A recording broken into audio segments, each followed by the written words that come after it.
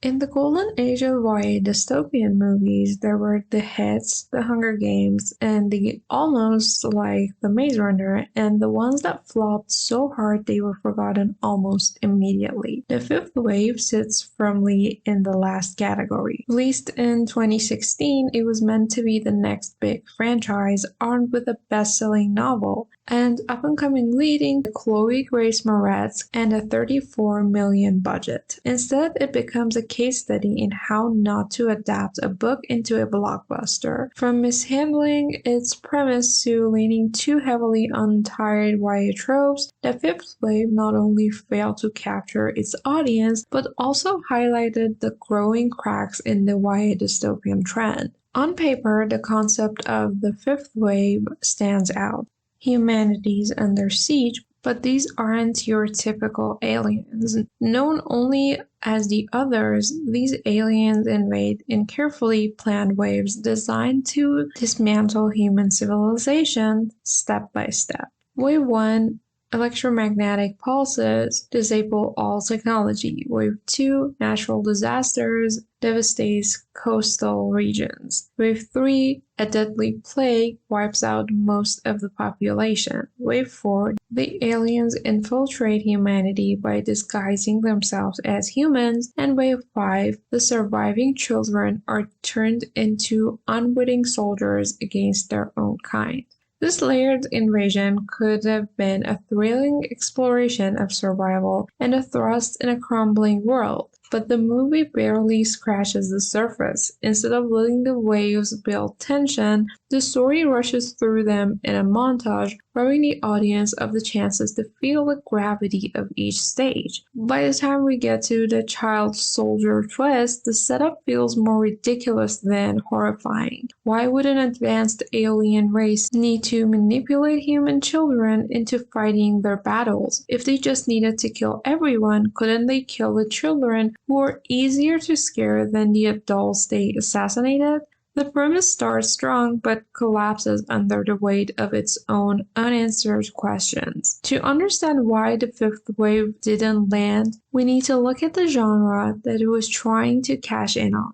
By 2016, audiences had already seen The Hunger Games, Divergent, The Maze Runner. Each brought something unique to the table, at least at first. The Hunger Games explored class disparity and media manipulation. Divergent leaned into personal identity before derailing entirely, and The Maze Runner offered intriguing mysteries in its early chapters. By the time of the fifth wave, the genre had overstayed its welcome. Audiences were tired of dystopian settings filled with brooding teens, love triangles, and contrived conflicts. For the fifth wave to succeed, it needed to stand out. Instead, it felt like a Frankenstein's monster of YA dystopians. At the heart of the story is Cassie Sullivan. Played by ChloeGraceMoretz, Cassie is an ordinary teenager thrust into extraordinary circumstances, your typical relatable YA protagonist. But unlike Katniss Everdeen, who's driven by fierce determination and moral complexity, Cassie feels hollow. Her main motivation is to rescue her younger brother, Sam, after they're separated during the chaos of the invasion.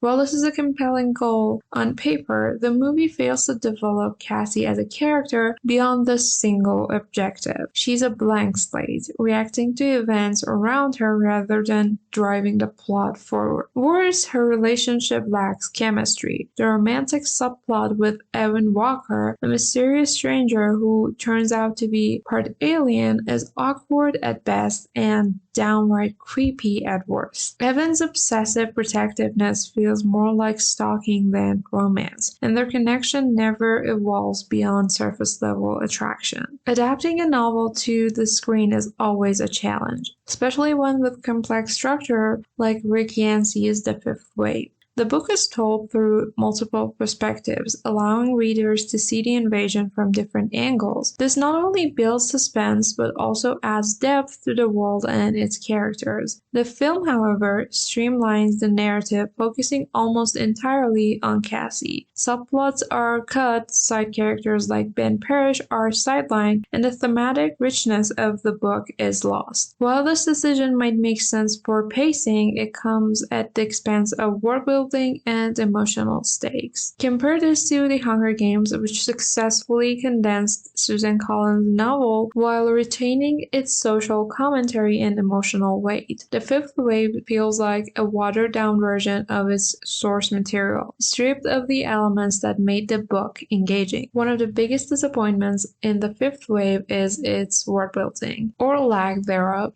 Alien invasions are a well-trodden trope, but what makes them compelling is how they challenge the human characters and redefine their world. In The Fifth Wave, the aliens' threat feels generic. The others remain faceless and unexplored. Their motivations a mystery. What do they want Earth? Why not just annihilate humanity outright? Without clear stakes or a tangible villain, the story lacks tension. Visually, the movie doesn't help. The post-apocalyptic landscapes are bland, the CGI uninspired. Compare this to the Capitol's striking decadence in The Hunger Games, or the claustrophobic tension of The Maze Runner. The Fifth Wave offers no distinct visual identity, making its world feel as forgettable as its characters. By 2016, studios were looking for YA adaptations not because they believed in the stories, but because they wanted a piece of the Hunger Games pie. But audiences had grown more discerning. Mediocre scripts and uninspired directions weren't going to cut it anymore. The Fifth Wave had a modest budget of $35 million and made $109 million at the box office. While that might seem like a success, it wasn't enough to justify a sequel. Mediocre reviews and poor word of mouth ensured that this franchise ended before it could begin. A movie's finale can make or break it, especially in a genre that thrives on high-stakes showdowns. Unfortunately, The Fifth Wave ends with a whimper. The climax involving Cassie and her allies infiltrating a military base feels rushed and unearned. The twist that the human military is actually run by the others has potential, but is poorly executed. The resolution is abrupt, the stakes feel low, and the movie ends with more questions than answers. The Fifth Wave is a cautionary tale about the dangers of following trends without adding anything new. It's not enough to adapt a popular book or mimic successful franchises. Audiences crave originality, emotional depth, and compelling characters. The movie was a disappointment. It was just another forgettable entry in a genre that had already peaked. So what do you think? Was The Fifth Wave doomed from the start, or could it have been saved with better execution? Let's talk about it in the comments, and stay tuned for more deep dives into the heights and lows of the YA adaptations.